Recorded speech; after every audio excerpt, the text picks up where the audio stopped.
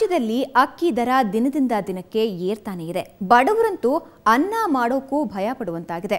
ಇವತ್ತು ಇಡೀ ದಿನ ನಾವು ಅಕ್ಕಿ ರೇಟು ಹೆಚ್ಚಾಗುವುದಕ್ಕೆ ಕಾರಣ ಏನು, ಅಕ್ಕಿ ಬೆಳೆಯಲ್ಲಿ ಎಷ್ಟು ಕಡಿಮೆಯಾಗಿದೆ, ಇದಕ್ಕೆ ಬೆಳೆಗಾರರು ಮಿಲ್ ಮಾಲೀಕರು ಏನಂತಾರೆ, ಬೆಲೆ ಏರಿಕೆಯಿಂದ ಶ್ರೀಸಾಮಾನ್ಯನ ಅಳಲೇನು ಅನ್ನೋದನ್ನ ತೋರಿಸ್ತೀವಿ ನೋಡಿ.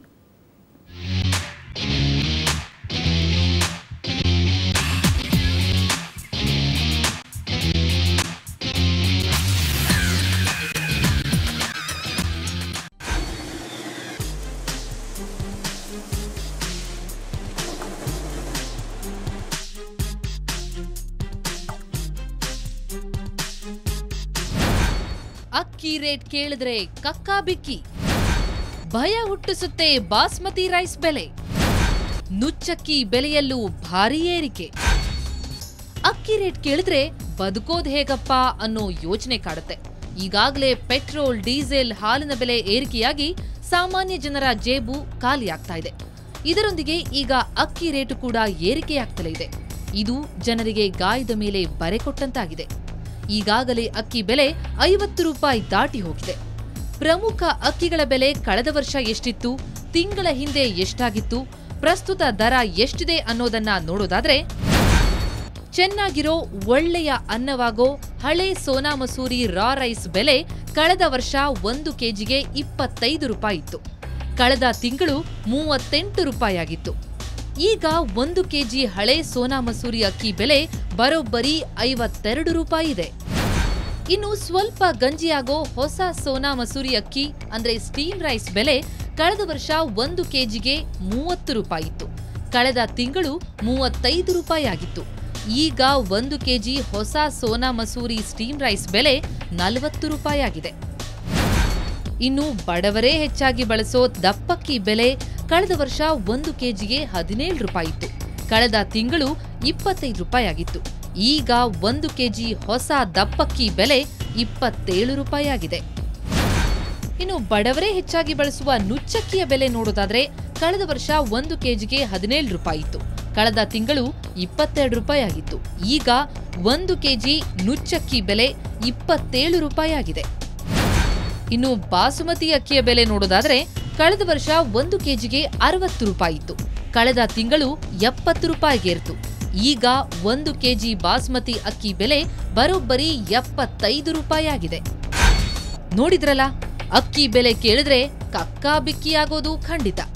ಅಕ್ಕಿ ರೇಟು ದಿನದಿಂದ ದಿನಕ್ಕೆ ಏರ್ತಾನೆ ಇದೆ.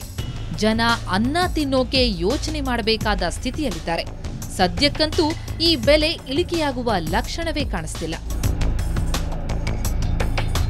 ಬೆಂಗಳೂರಿನಿಂದ ಕ್ಯಾಮರಾ ಪರ್ಸನ್ ಕಿರಣ್ ಜೊತೆ ಮಧುಸೂದನ್, ಸುವರ್ಣ ನ್ಯೂಸ್. ರಾಜ್ಯದಲ್ಲಿ ಭತ್ತ ಬೆಳೆಯೋದ್ರಲ್ಲಿ ದಾವಣಗೆರೆಗೆ 2ನೇ ಸ್ಥಾನ. 140ಕ್ಕೂ ಹೆಚ್ಚು ಅಕ್ಕಿ ಗಿರಣಿಗಳನ್ನು ಹೊಂದಿದ್ದು ಪ್ರತಿದಿನ ಸಾವಿರಾರು ಟನ್ ಅಕ್ಕಿ ಉತ್ಪಾದನೆಯಾಗುತ್ತೆ. ಅಕ್ಕಿಯ ಜೊತೆ ಅಕ್ಕಿ ಉಪ ಉತ್ಪನ್ನಗಳಾದ ಮಂಡಕ್ಕಿ, ಅವಲಕ್ಕಿ ಉತ್ಪಾದನೆಗೂ ದಾವಣಗೆರೆ ಫೇಮಸ್. ಅಕ್ಕಿ ಬೆಲೆಯಲ್ಲಿ ಏರಿಕೆಯಾಗಿರೋದು ಮಂಡಕ್ಕಿ ಬೆಲೆಯಲ್ಲೂ ಏರಿಕೆಯಾಗಿದೆ.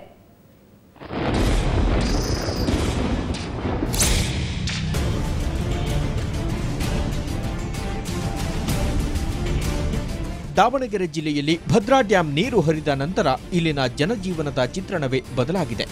ಭದ್ರೆಯ ನೀರಿನಿಂದ ಜಿಲ್ಲೆಯ ಹರಿಹರ, ಹೊನ್ನಾಳಿ, ದಾವಣಗೆರೆ, ಚನ್ನಗಿರಿ ತಾಲೂಕಿನ ಬಹುತೇಕ ರೈತರು ವರ್ಷಕ್ಕೆ 2 ಬಾರಿ ಭತ್ತ ಬೆಳೆಯುತ್ತಾರೆ. ಭತ್ತದ ಬೆಳೆಗೆ ಅನುಗುಣವಾಗಿ ಅಕ್ಕಿ ಗಿರಣಿಗಳು ತಲೆ ಎತ್ತಿದ್ದು ಯಥೇಚ್ಛ ಪ್ರಮಾಣದಲ್ಲಿ ಅಕ್ಕಿ ವಹಿವಾಟು ನಡೆಯುತ್ತದೆ. ಇಲ್ಲಿನ ಭತ್ತಕ್ಕೆ ರಾಜ್ಯವಲ್ಲದೆ ಹೊರ ರಾಜ್ಯದಲ್ಲೂ ಕೂಡ ಬೇಡಿಕೆ ಇದೆ. 140 ಅಕ್ಕಿ ಗಿರಣಿಗಳಲ್ಲಿ ಪ್ರತಿದಿನ 300 ಲೋಡ್ಗಳಿಗೂ ಹೆಚ್ಚು ಅಕ್ಕಿ ಉತ್ಪಾದನೆಯಾಗುತ್ತದೆ. ಅಕ್ಕಿ ಬೆಲೆ ಏರಿಕೆ ಕೇವಲ ಗ್ರಾಹಕರಿಗಲ್ಲದೆ ಅಕ್ಕಿ ಉಪ ಉತ್ಪನ್ನಗಳನ್ನೇ ತಯಾರಿಸುವ ಮಂಡಕ್ಕಿ ಹಾಗೂ ಅವಲಕ್ಕಿ ಉತ್ಪಾದಕರ ಮೇಲೂ ನೇರ ಪರಿಣಾಮ ಬೀರಿದೆ. ಭದ್ರಾ ಅಚ್ಚುಕಟ್ಟು ಪ್ರದೇಶ ಅಲ್ಲದೆ ಯಾವುದೇ ನಮ್ಮ ರಾಜ್ಯದಲ್ಲಿರ್ತಕ್ಕಂಥ ಅಚ್ಚುಕಟ್ಟು ಪ್ರದೇಶದಲ್ಲಿ ಈ ಬಾರಿ ಮುಂಗಾರು ಮಳೆ ಅಭಾವದಿಂದ ಕಳೆದ ಸಾರಿ ಎಕರೆವಾರು ಇಳುವರಿ ಭಾಳ ಕಡಿಮೆ ಆಗಿದೆ. 1 ಎಕರೆಗೆ ನಾವು ನಮ್ಮ ರೈತರು 45 ಚೀಲ ಬೆಳೀತಿದ್ರು, ಗಂಗಾವತಿ ಸೈಡೆಲ್ಲ 50 ಚೀಲ ಬೆಳೀತಿದ್ರು, ಅದೆಲ್ಲ 30ರಿಂದ 35 ಚೀಲ ಬಂದಿದೆ. ದಾವಣಗೆರೆಯಲ್ಲಿ ಏಷ್ಯಾದ ಅತಿದೊಡ್ಡ ಮಂಡಕ್ಕಿ ಭಟ್ಟಿ ಉದ್ಯಮವಿದ್ದು ಸಾವಿರಾರು ಕುಟುಂಬಗಳು ಜೀವನ ಸಾಗಿಸುತ್ತಿವೆ. ಮಂಡಕ್ಕಿ ಭಟ್ಟಿಗೆ ಭತ್ತ, ಅಕ್ಕಿಯೇ ಜೀವಾಳ. ಅಕ್ಕಿ ಭತ್ತದ ಬೆಲೆ ಗಗನಕ್ಕೇರಿರುವುದು ಮಂಡಕ್ಕಿ ಭಟ್ಟಿ ಮಾಲೀಕರಿಗೆ ಗಾಯದ ಮೇಲೆ ಬರೆ ಎಳೆದಂತಾಗಿದೆ. ಅವ್ರಿಗೆ ಅವಶ್ಯಕತೆಗೆ, ಯಾಕಂದರೆ ನಾವು ಹೇಳಿದ್ವಿ 22,000 ರೂಪಾಯಿ ಖರ್ಚು ಡೇ ಬರುತ್ತೆ. ನಮ್ಮ ಸಣ್ಣ ಮಿಲ್ನವ್ರು, ನಾವು ದೊಡ್ಡ ಮಿಲ್ನವ್ರದ್ದು ಒಂದು 60,000 to 70,000 ರೂಪಾಯಿ ಖರ್ಚಿರುತ್ತೆ. ಅದಕ್ಕೆ ಸರಿಸಮವಾಗಿ ಭತ್ತ ಅಲ್ಲಿಗೆ ಮಾಡಬೇಕಾಗಿದೆ. ಇವತ್ತು 1200 ಚೀಲ ಭತ್ತ ಹೊಡಿರುತ್ತೆ, 600 ಚೀಲ ಹೊಡಿದ್ರೆ, 300 ಚೀಲ ಹೊಡಿದಾವೆ. ಹೊರಗಡೆಯಿಂದ ಭತ್ತ, ಛತ್ತೀಸ್ಗಢದಿಂದ ಭತ್ತ ತರಿಸಿ ಇವತ್ತು. ಇನ್ನು ಅಕ್ಕಿ ಬೆಲೆ ಏರಿಕೆಯಿಂದ ನಿಜವಾಗಿಯೂ ಹತಾಶರಾಗಿರುವವರು ಮಧ್ಯಮ ವರ್ಗ. ನಿಶ್ಚಿತ ಆದಾಯ ಹೊಂದಿ ಬಾಡಿಗೆ ಮನೆಗಳಲ್ಲಿ ವಾಸಿಸುತ್ತಿರುವವರಿಗೆ ಬದುಕು ದುಸ್ತರವಾಗಿದೆ. ಅಗತ್ಯ ವಸ್ತುಗಳ ಬೆಲೆ ಏರಿಕೆಯಿಂದ ತತ್ತರಿಸಿರುವ ಜನತೆಗೆ ಅಕ್ಕಿ ಬೆಲೆ 50 ರೂಪಾಯಿಗೆ ನೆಗೆದಿರುವುದು ಗಂಟಲಲ್ಲಿ ಅನ್ನ ಇಳಿಯದಂತೆ ಮಾಡಿದೆ. ಬ್ಯೂರೋ ರಿಪೋರ್ಟ್, ಸುವರ್ಣ ನ್ಯೂಸ್. ದಿಢೀರ್ ಅಕ್ಕಿ ಬೆಲೆ ಹೆಚ್ಚಳದ ಬಿಸಿ ಸಾಂಸ್ಕೃತಿಕ ನಗರಿ ಮೈಸೂರಿಗೂ ತಟ್ಟಿದೆ. ಅಲ್ಲದೆ ಪ್ರತಿದಿನವೂ ಟನ್ಗಟ್ಟಲೆ ಅಕ್ಕಿ ಬೇರೆ ರಾಜ್ಯಕ್ಕೆ ಹೋಗ್ತಾ ಇರೋದು ಕೂಡ ಕೆಂಗಣ್ಣಿಗೆ ಗುರಿಯಾಗಿದೆ. ಹಾಗಾದ್ರೆ ಬನ್ನಿ ಸಾಂಸ್ಕೃತಿಕ ನಗರಿಯ ಜನ ಏನ್ ಹೇಳ್ತಾರೆ ಕೇಳೋಣ.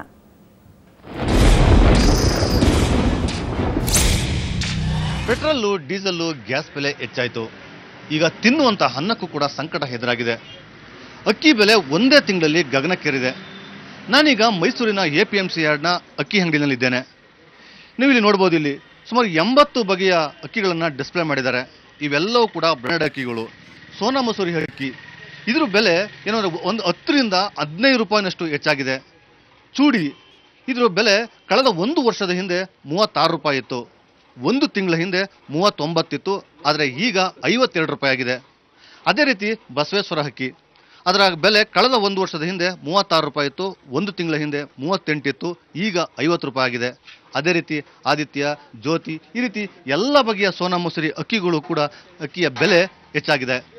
ಇದಕ್ಕೆ ಕಾರಣ ಏನು ಅನ್ನುವಂಥ ಪ್ರಶ್ನೆ ಈಗ ಎದುರಾಗಿದೆ. ಕರ್ನಾಟಕದಲ್ಲಿ ಏನು ಎದುರಾಗಿರ್ತಕ್ಕಂಥ ಬರಗಾಲ ಮತ್ತು ಭತ್ತದ ಉತ್ಪಾದನೆಯ ಕೊರತೆ ಇದಕ್ಕೆ ಮುಖ್ಯ ಕಾರಣ ಅಂತ ಹೇಳಲಾಗ್ತಾ ಇದೆ. ಅದೇ ರೀತಿ ರಾಜ್ಯ ಸರ್ಕಾರದ ಅವೈಜ್ಞಾನಿಕ ನೀತಿಯೂ ಕೂಡ ಇದಕ್ಕೆ ಕಾರಣ ಅಂತ ಅನ್ನುವಂಥದ್ದು ಕೂಡ ಈಗ ಕಂಡು ಬರ್ತಾ ಇದೆ.